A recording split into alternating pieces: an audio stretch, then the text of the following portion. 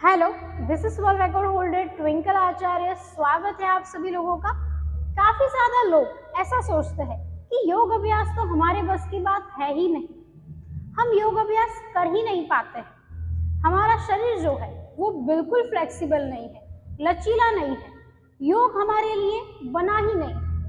तो ऐसा नहीं है, योग आप कर सकते हैं अगर आप नियमित रूप से कुछ योगासनों का अभ्यास कर रहे हैं। आज इस वीडियो में मैं आपको 5 योग अभ्यास सिखाऊंगी, तो वीडियो आपने एंड तक देखना है। 5 योग अभ्यास अगर आप नियमित रूप से करते हैं तो आपका शरीर जो है वो लचीला हो जाएगा। हमारे शरीर में लचीलापन तभी आता है जब हम योग अभ्यास करते हैं। अगर आप ऐसा सोच रहे हैं कि मैं जिम वर्कआउट कर रहा हूँ या फिर मैं जिम वर्कआउट कर रही हूँ तो मेरा शरीर जो है वो लचीला नहीं हो पाएगा, तो ऐसा बिल्कुल भी नहीं है। जिम वर्कआउट के साथ भी आप योग अभ्यास कर सकते हैं। तो आप अपना शरीर लचीला बनाएं और वीडियो को एंड तक देखें। आजकल की लाइफस्टाइल बहुत खराब हो गई है। हम कभी भी सोते हैं, कभी भी उठते हैं, कभी भी खाते हैं।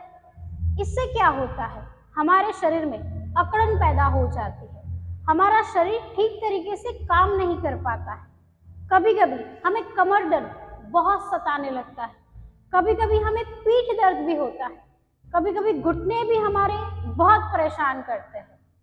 तो ऐसा क्यों होता है? क्योंकि हम योग अभ्यास नहीं करते, हम नियमित रूप से खुद के लिए समय नहीं निकाल पाते। फिर हम शिकायत लेकर डॉक्टर के पास जाते हैं कि हमारा शरीर बहुत दुख रहा है, हमें दवाइयाँ दीजिए। अगर आप नियमित रूप से योग अभ्यास करते हैं तो आपको ऐसा नहीं होता। अगर आपकी उम्र 15 या 20 साल है और आप इस वीडियो को देख रहे हैं तो अभी से आप योग अभ्यास शुरू कर दें।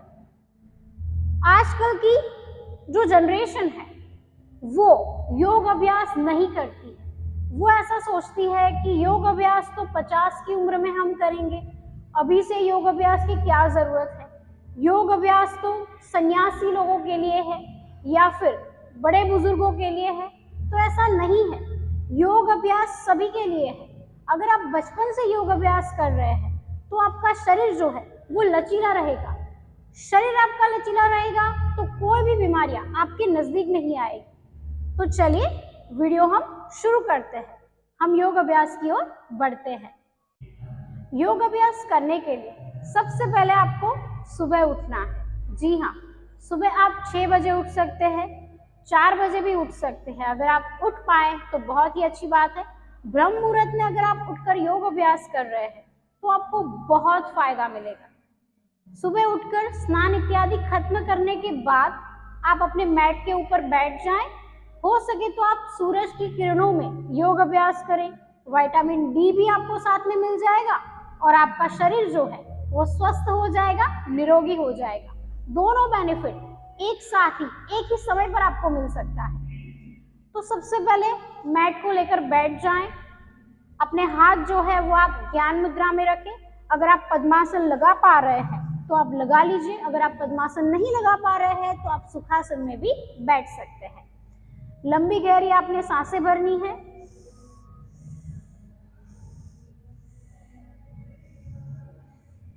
योग अभ्यास शुरू करने से पहले आपने सूक्ष्म व्यायाम करना है, फिर आपने यौगिक जॉगिंग का भी अभ्यास करना है। अगर सूक्ष्म व्यायाम और यौगिक जॉगिंग अच्छे से आप कर पा रहे हो तो आप आसनों में आसानी से प्रवेश कर पाओगे। तो सबसे पहले आप वो दोनों वीडियो देखिए। अगर आप इस वीडियो को देखना चाहते हैं तो आप कंटिन्यू कर सकते हैं, लेकिन 2 वीडियो आप देखें तो बहुत ही अच्छा होगा, आपको काफी ज्यादा सीखने को मिलेगा और आपका शरीर जो है वो आसन के लिए तैयार हो जाएगा। तो सूक्ष्म व्यायाम और यौगिक जॉगिंग योग अभ्यास से पहले की जाती है। तो सबसे पहले अब हम अपनी सांसों पर ध्यान केंद्रित करेंगे। मन में कोई विचार नहीं लाने हैं, मन को एकदम शांत करना है।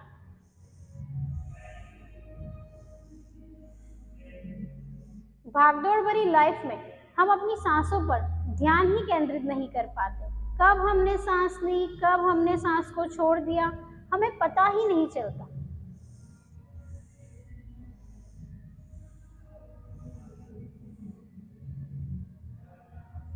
फिर हम अपने पैरों को आगे की ओर लेकर आएंगे, इस प्रकार से दंडासन में बैठ जाएंगे।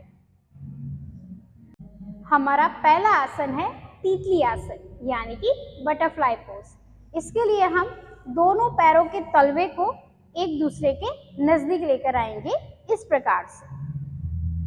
आपके दोनों पैर के तलवे एक दूसरे से जुड़े हुए होने चाहिए। फिर आपने क्या करना है, अपनी उंगलियों को ऐसे इंटरलॉक कर लेना है, ऐसे बीच में फंसा लेना है और फिर इसको अपने पैरों के ऊपर ऐसे सेट कर लेना है और बिल्कुल सीधा बैठना है, इस प्रकार से।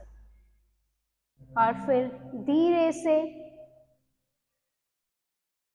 अपने पैरों को ऐसे उठाना है, फिर नीचे, फिर ऊपर, ऐसे बटरफ्लाई करना है, इस प्रकार से। अपनी जंघाओं को ऊपर नीचे कीजिए।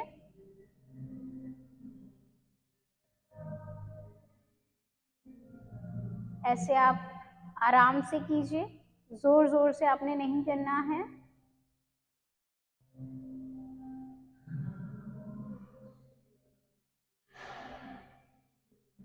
हमारा दूसरा आसन है बद्ध कोणासन, जिसमें हमने ऐसे सीधे बैठना है और होल्ड रहना है, इस प्रकार से ही बैठना है और आसन में बने रहना है।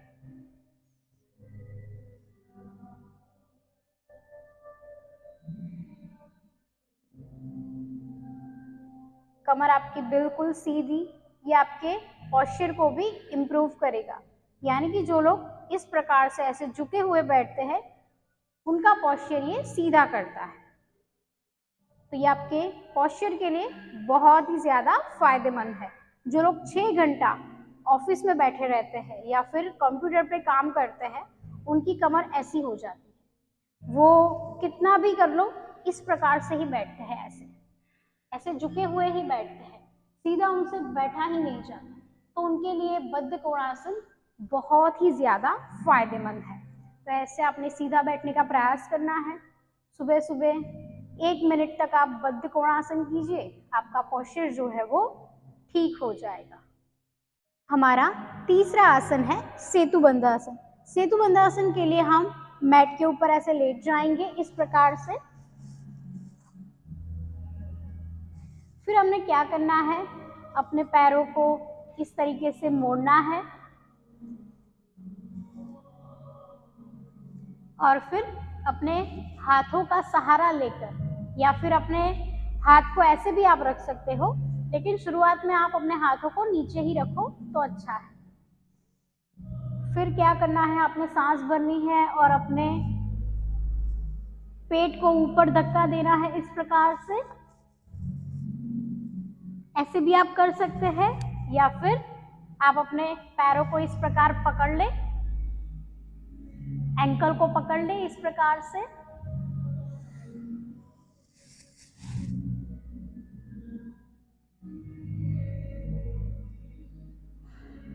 तो ऐसे आपने होल्ड रहना है आसन में। इसका नाम है सेतुबंध आसन,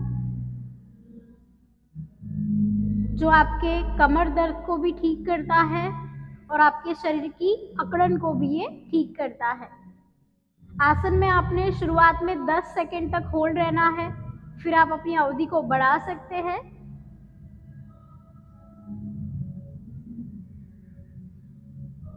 फिर आराम से आप वापस आ जाएं।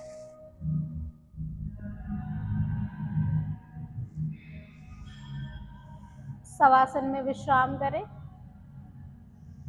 हर एक आसन के बाद आपने शवासन का अभ्यास करना है, ताकि आपको आराम मिल सके। हमारा चौथा आसन है पवन मुक्त आसन। इसमें हम क्या करेंगे, अपने दोनों पैरों को ऐसे ऊपर उठाएंगे, अपने चेस्ट के पास, अपनी छाती के पास लेकर आएंगे, ऐसे उंगलियों को इंटरलॉक करेंगे और जस्ट हग योरसेल्फ, यानी कि इस प्रकार से पैरों को छाती के पास लेकर आना है और बने रहना है। श्वास नॉर्मल। अपनी चिन जो है उसको आप दोनों घुटनों पर सेट कीजिए इस प्रकार से। मान लीजिए कि आप सिर्फ इतना ही आ पा रहे हैं तो कोई बात नहीं, आराम से अभ्यास कीजिए। एक दिन आपका चिन जो है वो आपके दोनों नी के पास आ जाएगा। बने रहे आसन में।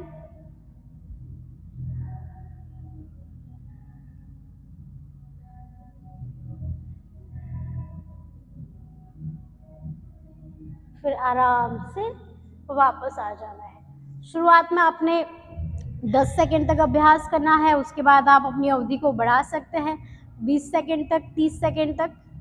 आप इस आसन को नियमित रूप से कीजिए ताकि आपका पेट जो है वो काफ़ी स्वस्थ रहे।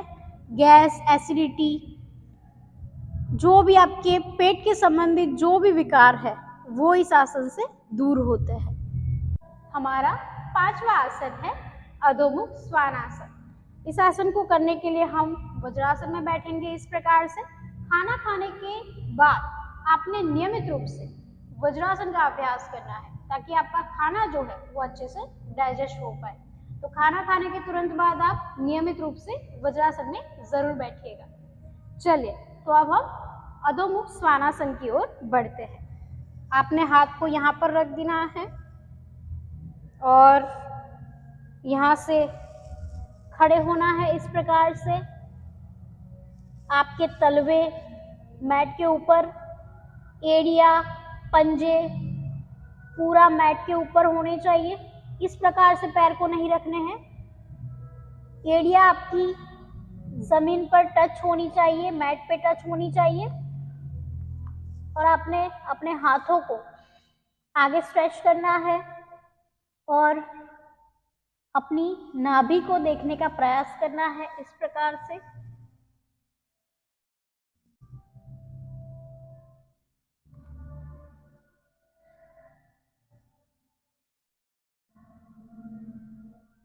बने रहना है आसन में।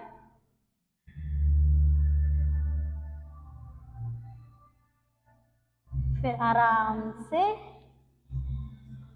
वापस आ जाए। अधोमुख स्वानासन में आप शुरुआत में 10 सेकंड तक अभ्यास कर सकते हैं, उसके बाद आप अपनी अवधि को बढ़ाएं। नियमित रूप से इन 5 आसनों का आपने अभ्यास करना है ताकि आपके शरीर में लचीलापन बढ़ जाए। अगर आप बहुत ज्यादा व्यस्त हैं, आप योग अभ्यास नहीं कर पा रहे, तो आप इन 5 आसनों से शुरू कर सकते हैं। ये 5 आसन तो आपने नियमित रूप से करने हैं ताकि आपको कोई भी समस्या ना आए। आज के लिए इतना ही।